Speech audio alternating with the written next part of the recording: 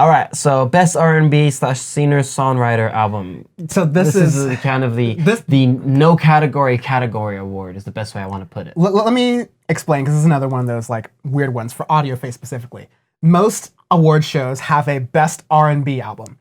Most award shows also treat best R&B as best black artist who isn't a rapper. Yeah. So like, I found it always annoying. I think R&B has a lot in common with singer-songwriter albums. Yeah. Ones that are traditionally just like, it's someone's a singer, they're doing a couple different songs, the genre is kind of iffy, but it's mostly just R&B. I'd fold those into there. And the R&B genre this year was so broad. This is definitely our least like put together category, but because I feel there's so much that we had to put into it. That's why I call it our non-category category. Yes. It's the best way to describe it. But basically these are songs that are like, you know, a little soulful, a little more like focused in that sense, usually focused on one artist or a couple of artists, but you know, have a rhythm and blues kind of thing, or something close to that, closer than any of the other categories we could have reasonably had. Nevertheless, going into this, we have East Atlanta Love Letter by Black with a 6.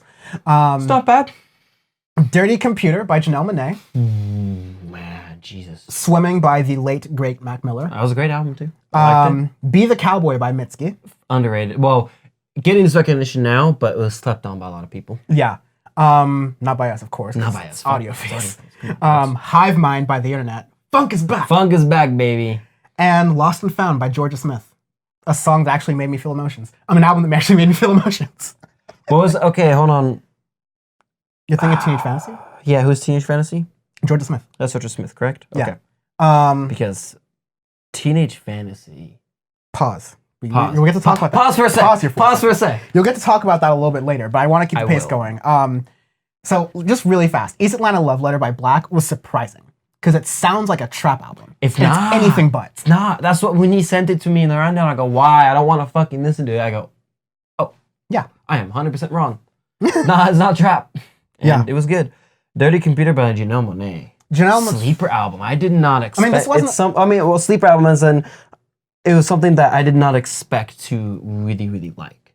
That makes sense. Something that I was not on my radar until Dan put it on the rundown. I got to listen to it. I go, holy shit, this is something that is really good. This is award-winning caliber shit. Yeah. And when I first listened to it, which is something rare, kind of.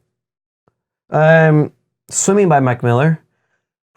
Rip Mac Miller. That one still hurts. Yeah.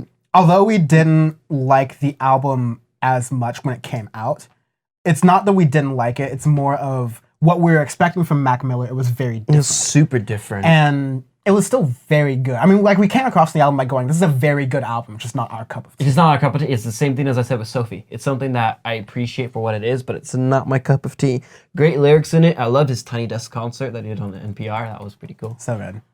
Be the Cowboy by Mitski. Holy shit. Like, God. This is...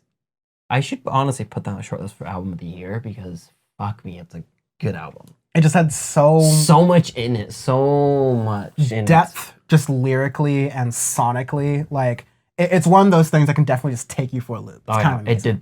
It did that with both of us. Hive Mind by The Internet is just...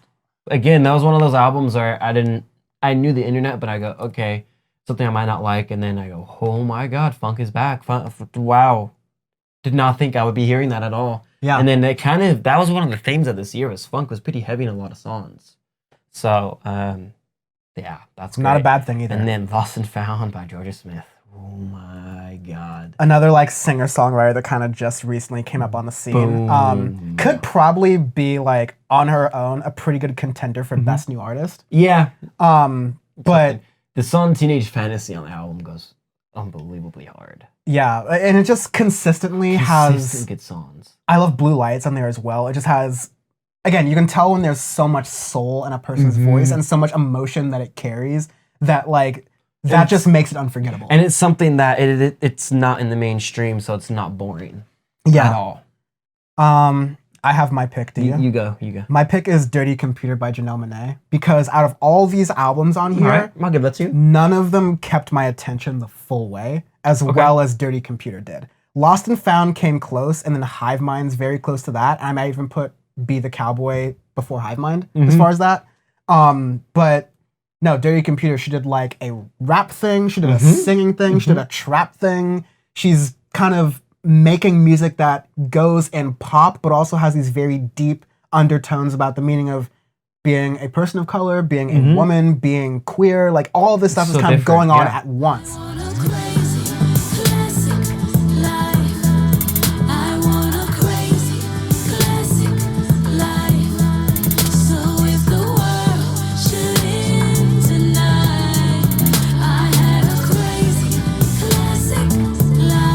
And it's done so well that's gotten so much attention that I just like, it's amazing to me. Mine is Lost and Found by JoJo Smith, because if I compare you to Sade, that's something fucking incredible about you. What have you done? There's no need to run. If you've done nothing wrong, blue lights should just pass you by.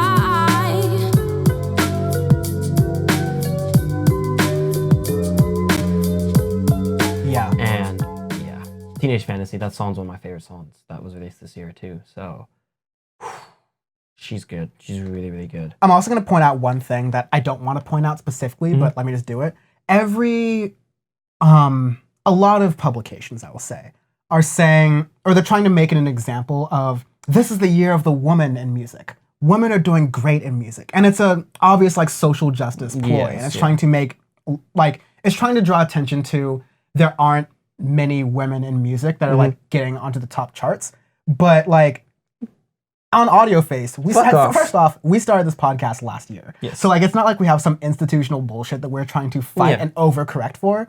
Secondly, as you'll notice, women artists are just in the awards because there are many women artists that are as great, if not better than male artists. And to us, it's all music. The Japanese house. Yeah, to us, it's all music, great. as it always should have been, where it's just artists going together. And you don't even have to say that women had a great year. It's just, they're doing what they're doing. They're killing it. They're being great artists. There's no real big deal that needs to be made about that, except for institutions that have been fucking up for hundreds of years, like the Grammys.